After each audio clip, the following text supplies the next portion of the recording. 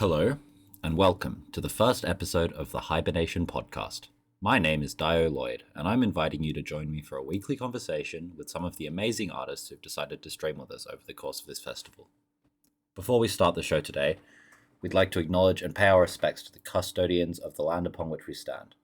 Wherever we are in this country, Indigenous sovereignty has never been ceded, and we must be mindful that this always was and always will be Aboriginal land. As we share and explore music throughout the festival, we are also on a site that carries the reverberations of many centuries of music and cultural making. Joining us this week is Josh Shipton, a self-described 400-year-old reverse vampire from a planet mostly inhabited by rocky pebbles. Josh is the frontman of Josh Shipton and the Blue-Eyed Ravens, as well as the founder and curator of the Experimental vs. Improvised Live, or EVIL series, which occurs bi-monthly at two different venues in Sydney. EVIL has become a popular series in the Sydney experimental music community due to Josh's quirky sense of humour and his willingness to host early career artists as well as veterans of the scene. I'd like to count myself as one of the lucky artists to have enjoyed Josh's friendship and support throughout the EVIL series.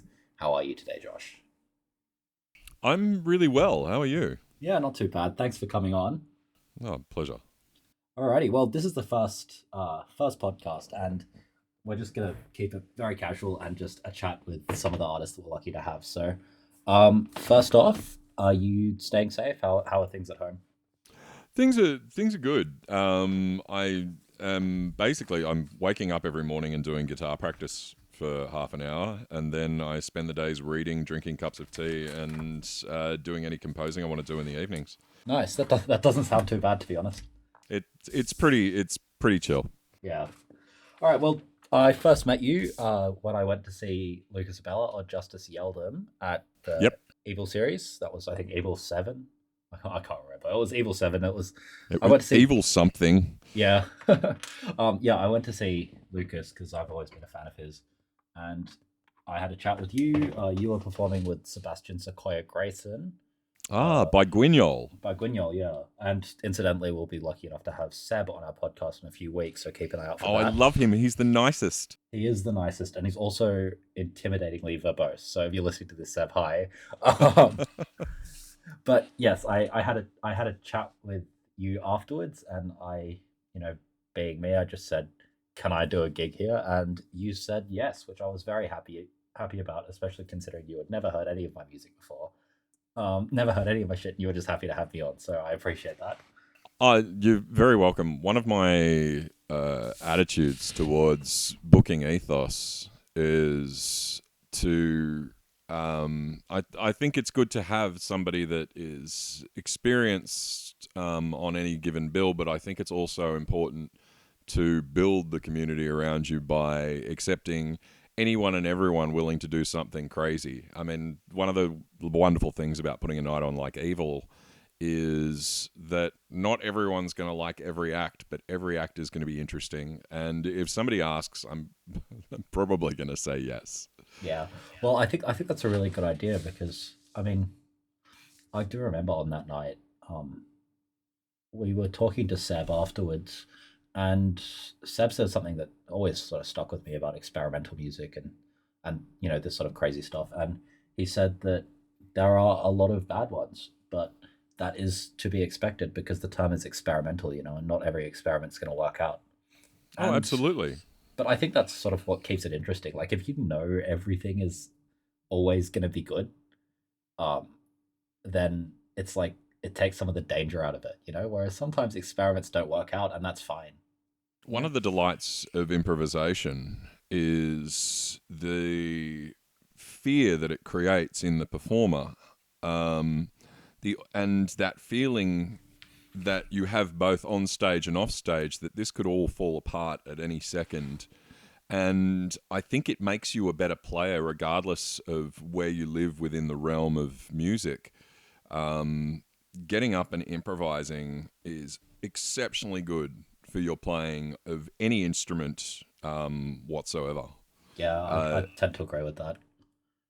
It's one of the things that I think is one of the most important things about doing this kind of music is improving people's craft and getting them better at what they do and creating something that's wild and untamed and it makes for excellent entertainment, and it makes for a really good platform for people to make music that's interesting Yeah, and I and think have ideas instead of having some type of system that you have to stick to all the time. It's one of the reasons why I've always found it difficult to work in jazz, yeah, because there's so many damn rules. I mean, I know all the rules, but I want to break them. yeah, absolutely. I feel like, look, we can say you could describe evil as a lot of different things, but I think what you could not describe it as would be formulaic.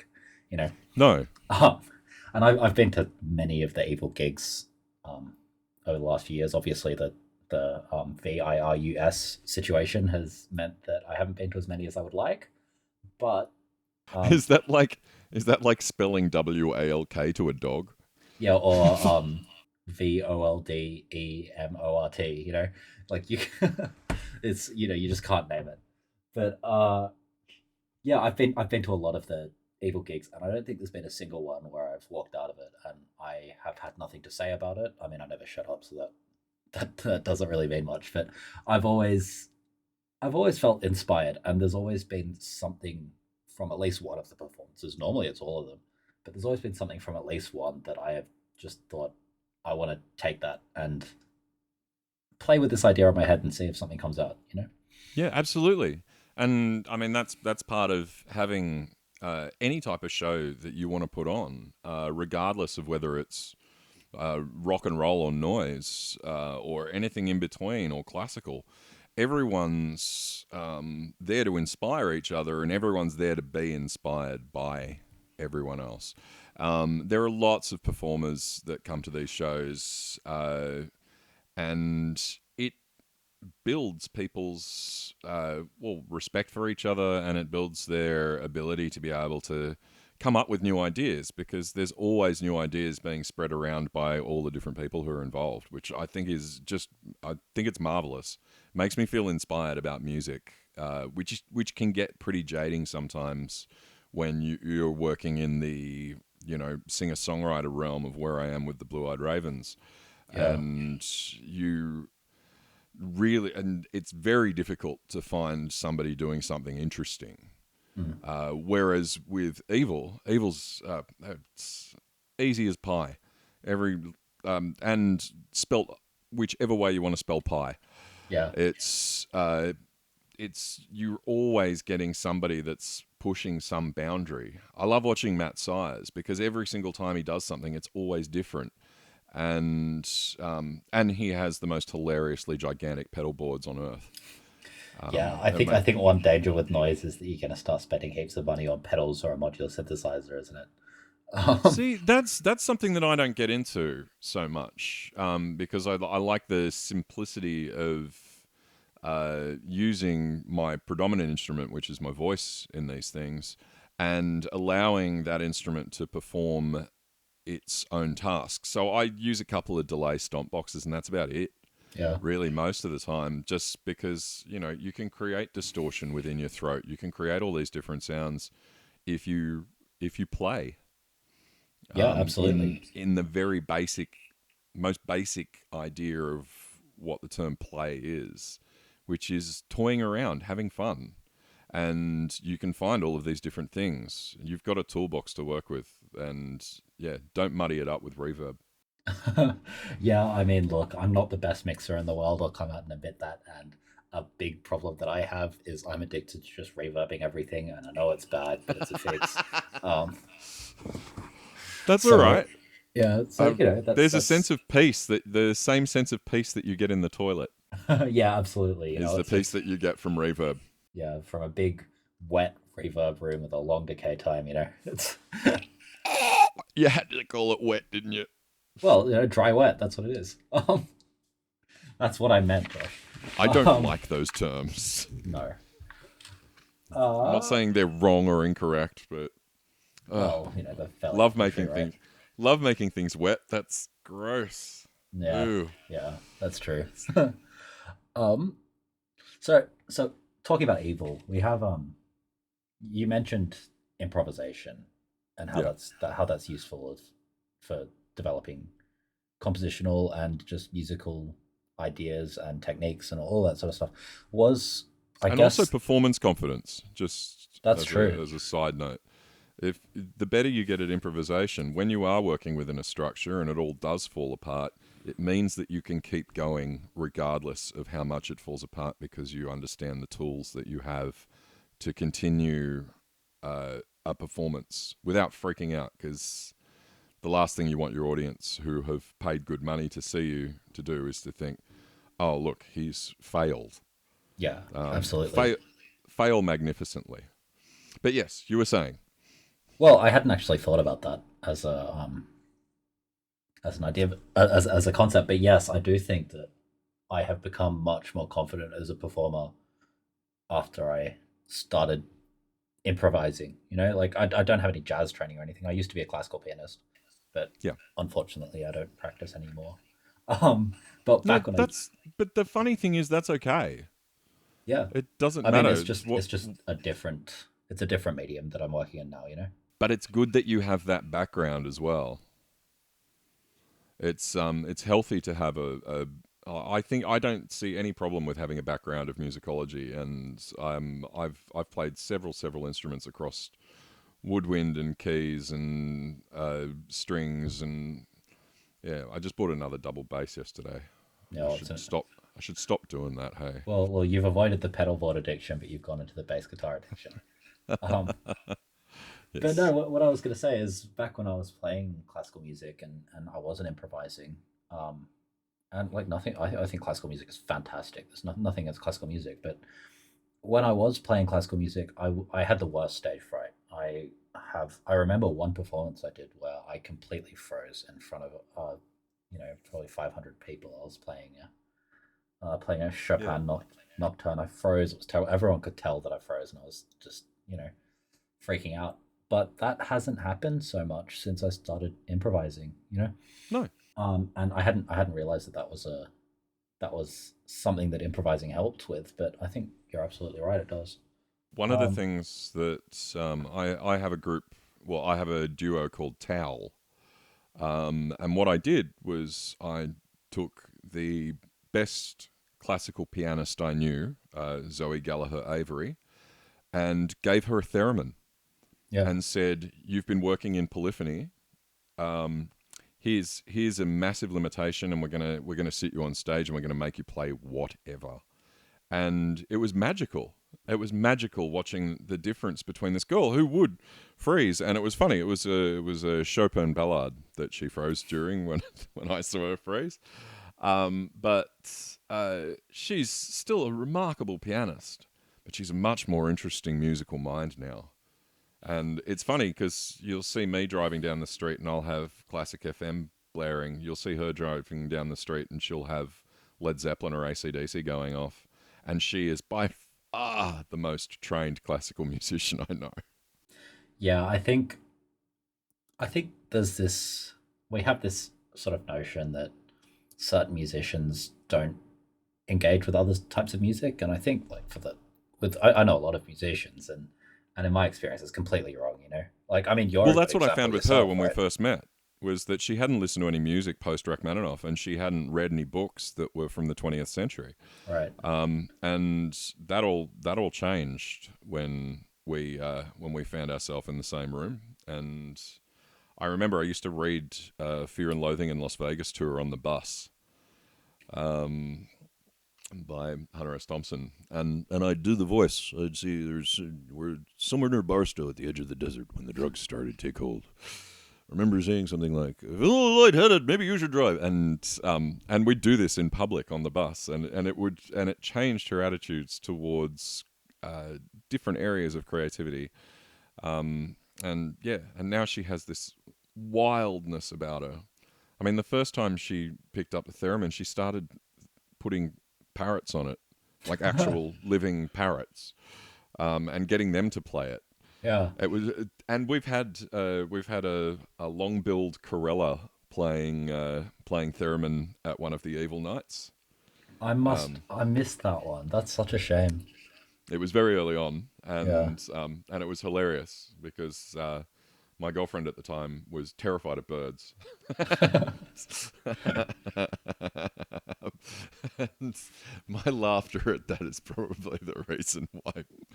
Yeah, maybe we'll reconcile in the future. I don't know. We don't need to get into that. Um, but in terms of this sort of engaging with music outside of what people think that you do music, what your area is, people assume. I think you're a good example of this, right? Because I have met you through Evil. I've always known you as that weird as a guy who does as a crazy percussive singing. vocalist. Yeah, exactly. But you also do really beautiful stuff with Ravens and Thank just you. in general. So it's not like you are boxed into this one. I am extraordinarily lucky that I am given the opportunity to make so many different types of music. I also, tighten my belt and go without a lot in order to make the music I want to make. But I just don't see the difference in singing a beautiful song or terrifying an audience. I think you can terrify an audience with beauty, and you can terrify an audience with horror. But the fact is, there's an emotional transfer regardless of what you're creating, and just if you have the opportunity, do it. You get one go at life, Yeah. and there's no sense in sitting around regretting stuff that you haven't done. One of the best, when you talk about Lucas, one of the best performances that I remember doing was for his record label's end of financial year party Right. at in Darling Harbour, and I turned up with a 4-piece rock band, and he came up to me afterwards and said, "I had no idea you could do that," and that was the biggest compliment I think I ever got from him. It wasn't. I mean, there was a compliment that I got when I turned up to one of their nights in the city, and they said, "Please don't break the PA." And I just thought, "Oh my god, I've got this your plumber reputation now. guys think I might break the PA. I must be dangerous." But yeah, these different forms of music, they all make that massive body of art that we have around us, and that we connect with emotionally, and that makes us all connect together. And so I don't think that there's any difference between somebody playing Chopin beautifully and somebody screaming through a bunch of stomp boxes. All things are relevant and all things are beautiful, just as long as you're not playing in a fucking cover band. And I don't care. Cancel me. Yeah. Cancel me for that opinion. I find that they're the bane of creative expression and the growth of community. And yeah, sorry, I'll stop getting angry in a moment. Look, I'm not sorry at all. no, that's fine. Anger is honest. Anger is an energy, according Yeah. to Public Image Limited. Well, I guess it But depends yes, how you define energy. Yeah, I mean, for those listening at home, it is gone 10 p.m. This will come out at midday, so if I sound all zonked, that's probably why. My apologies. But yeah, I heard you mention the word. don't ever apologize for sounding zonked. Yeah, You've always true, got a because, reason. I've got a cup of tea. well, I just always sound zonked. Well, tea's good. Uh, what was I gonna say? Yeah, I hear you mention the word community, and that brings me back to a long time ago. A long time ago, pre-COVID, in the before times. I was at your place and we were just doing some improvising. I had taken my theremin and I was getting your voice and doing some wacky things to it for an evil set that we will do together at some point, I promise. No, absolutely. It'll When it all ends up happen. happening, yeah. But I remember I used the term experimental music scene, and then you said something about a community. Would you like to expand on that for listeners at home? Yeah, I find a scene is something that you need to uh, be accepted in. A community is something that accepts you unconditionally. And I much prefer to use the term community in the way that I interact with the people around me, because there's a sense of belonging in community, Yeah. where and it's not exclusive; it's completely inclusive. Whereas a scene is by its nature exclusive because it relies upon certain parameters for it to work. Whereas with a community, the parameters are limitless. They're only limited by the people that you have within that community, and it makes it makes for a better night out. I think it does, and I think that's something that you can really feel when you go to Evil. Um, Well, I try not to make it dreadfully serious as well. I try to make it okay for people to enjoy themselves. I mean, Um, yeah, I've dragged people who have never engaged with this sort of music. They've never thought about this sort of music before. I've dragged them to an Evil night, and then they've suddenly been interested. And I think a large part of that is because it doesn't feel threatening. It doesn't no, feel like anyone's judging you there. I mean, like, or that you're not getting something that you're supposed to get. I've found that in the past with various different scenes that you're supposed to be getting something, and what do you mean by getting something? well, like uh, you're supposed to be understanding the joke that somebody's telling. Uh, Where maybe there is no punchline. Maybe it's okay that it's just funny. It's oftentimes people will try to make something more important by having a hidden secret meaning behind it that you need to have a special code to be able to decipher. I just want to kind of destroy that. yeah, absolutely. And I feel like it feels like something that you're trying to do with Evil is to build this community in Sydney, because Sydney has a reputation of not necessarily being having the most experimental music that you can get to, but I don't know if I agree with that. But I think that uh I thoroughly disagree. yeah, but I've heard that from a few people, it's like some people think that. But I think you are definitely trying to build a community, and I think in a lot of ways you're succeeding. I'm doing my best, honey bear. Well, I think a large part of that is because of the atmosphere of the night, and because people when they come do not feel uncomfortable or like they need to be intellectual to sort of get the music or anything. Yeah, I Uh, also don't try to make. I also don't try to exclude myself from the people there. I want to talk to everyone. I want to be around everyone. I want to engage with everyone. I also want to, I also take the bucket of guilt around and get them to make sure that all the artists get paid. But that bucket of I guilt is don't one of want. the best ideas that I've seen at these sort of gigs because people do cough up, you know. Um, Yeah, well, it's funny. Like yeah, people respond to shit that's funny. yeah, If you tell them that you have this bucket that has the bucket of guilt written on it with bits of cut up gaffer tape, and say I stole this idea from the Catholic Church. We're using guilt, but we're taking away the concept of us, of a God. So yeah, it's basically the Catholic Church, that kind of level of guilt that we're trying to, but we're just simply trying to take your money without trying to pretend that there's anything. Yeah, yeah, much like the secret special code that you need to understand to be able to understand music. Everyone can understand music. Deaf people can understand music. yeah. Well, Every single. especially the bloody stuff we do at Evil because you can feel it. Um, I would love to know what somebody with hearing, with the inability to hear, would think of a Clocks and Clouds performance.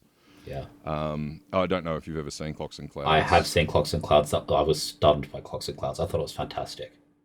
Well, the wonderful thing about them is that they don't amplify anything, and the Yeah, whole room is the instrument, and it relies on the resonant frequency of every space that you're in. So the gig sounds different depending on where you sit. I'd love to know what that feels like purely with vibration. Maybe I'll listen to some Slayer really loudly before I see them next. That's not a bad idea. I It's mean, never a bad idea to listen to Slayer. no, I love Slayer. I mean, I'm not a huge I can metalhead, tell but you're a good person. yeah, so Good therefore, people therefore I listen to like Slayer. Yeah. Well, thanks for that, Josh. My cellist listens to Slayer. Yeah. I mean, That's they're a good band, Going on a tangent, but we've been talking about. I actually only came on the podcast so I could talk about Slayer. You know what? Fair enough. I'll take it. But yeah, I mean, Lombardo's done some amazingly interesting stuff with John Zorn and Mike Patton. Does he? Lombardo yeah. is he the guy who was playing the drummer for Slayer? Drama for Slayer, right? Sorry, I thought you were talking about Clocks and Clouds. No, he's done some remarkable things with experimental music. Yeah, I mean, look, if I ever get to the point where I'm a super successful artist and I'm making heaps of money, I like to think that I will also be doing the stuff that I have been doing because I love it. And the wonderful thing about the concept of success is that if you finish any project whatsoever, you are successful. I think that's doesn't matter about money, doesn't matter about anything else. It matters about whether you've actually created something. Doesn't even need to be beautiful. Success, yeah. I think that's a really fantastic mindset. Because I'm very privileged to be able to actually say that. A lot of people can't. Yes, because, we need to eat. Yes. But there is something really fantastic about making something. I mean, just after the last evil gig that I did with Crude Ansatz, yeah. I mean, it was at the end of the last semester of uni. I had a lot on. There was a lot sort of personally going on in my life, all this sort of stuff. And I was very stressed, leading up into that gig, we were probably rehearsing, over rehearsing. I was doing all this stuff. Christian and Sean, my two friends who were in Crude Ansatz, they had never performed a gig like that, Christian hadn't played violin since high school. But that's afterwards, so it was the best feeling, and well, that's the magic of performing music. The magic of performing music is that once everybody shuts the hell up and listens to this thing that's being created, it doesn't matter how sick you are, it doesn't matter how nervous you are, how crazy you might feel in your head, all that goes away as soon as you reach that flow with the sound that you're creating. And the feeling following that is difficult to describe to anyone. It's this feeling of freedom and release that, I get why people get addicted to performing. I certainly do. Yeah. Give me a stage any day of the week. I mean, you are definitely, to me, the way I've always sort of seen you as like the performing working musician. I think you are the guy who will just perform. And I think that's a really good skill, or skill attribute. Is you'll just take it. Well, same deal with Elson Price. I've always found him to be. He will work, and he will work for the big dollars and all that kind of thing. But he'll also do that tiny little show just because he can get onto a stage and perform. He'll do it because it's interesting, and he'll do it because it fulfills his need to create. And I love that about him because he is also extremely highly trained. I've watched him play a Bach cello suite and on a double bass, and then go off and play a bluegrass gig, and both are equally as amazing. And then improvise for 2 hours with no effects. I love him.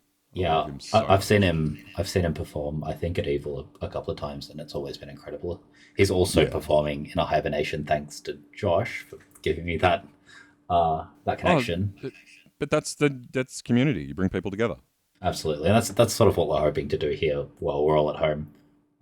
One of the things, the best musicians that I've ever worked with are the ones that are accessible, and that aim for everyone to come together. I used to have this horrible problem in the mid-90s when I was playing in bands, that there was this attitude that if you weren't there already, that you were excluded. And that's where I kind of got my disdain for scenes from, because everybody was so desperate to hold on to their little bit of time in the limelight that they wouldn't allow anything new to come through. And yeah, the people... Is that where you get this sort of cycle with a so-called scene, where you have, it starts off and it's a bunch of people playing and it's cool, and then it sort of becomes a little bit of a club, and then it becomes so elitist that no one else is comfortable involving in it, and then it dies because it can't sustain itself like that. Yeah, and I mean, that's obviously the funny part. But when the scene dies, there's nothing quite more heartwarming than watching a scene die. But yeah, they're not. Scenes aren't made to last very long. Communities are made to last forever. That sounds like a cult, but I guess you could call us a bit of a cult, to be honest. Yeah, well, I'm hoping to actually, I've been invited to a cult convention that was supposed to happen at the end of August with people that I'm sure it's a joke, but it might not be. Where I've been invited to come up with ideas on how to form a cult and do lectures on that. That's like the most Josh Shipton thing I've ever heard.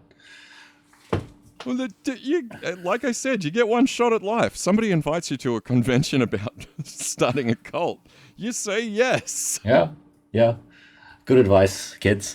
Listen up. Yeah.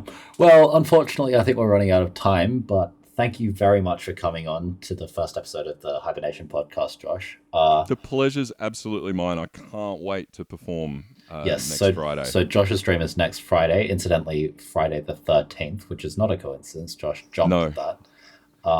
Yeah. Do we have any sneak previews of what you're thinking about doing? Or is that confidential at the moment?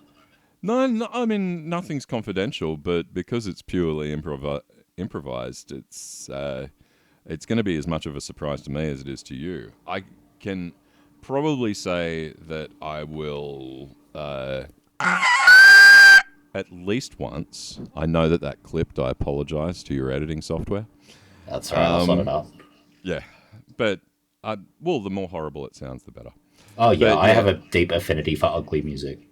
I will. I will be as ugly as I can be for you. Oh, well, I really appreciate you. I really appreciate that, Josh. Okay, to the listeners at home, thank you very much for tuning in to the very first episode of the Hibernation podcast. We will be releasing a new episode every Sunday at midday. So keep your ears peeled for your ears peeled. Is that a term? Yeah, that's so gross. That's so gross. Okay, well, listen out for the next one. I'm going to soak my ears in acid and peel them for you for my show. If you do that, you will have my eternal respect, Josh. As long as I make you laugh. Yeah, that's what we always want. All right. Thank you very much, Josh. Thank you for listening in. The pleasure's absolutely mine. Catch you next time. I have very much enjoyed talking with you, mate. You look after yourself, and thank you so much for doing your work with curating and bringing this thing to life. It's fantastic. No problem. Hopefully it'll pick up. All right, we'll see you next time. Next time we talk, I'll talk about how much I hate streaming. Yeah, well, I wasn't going to bring that up for political reasons. I love politics. All right, no, I despise politics. I will come and scream for you next Friday. Brilliant. Everyone, check it out. Lounge room. Hopefully my cat will be there. That's the big draw.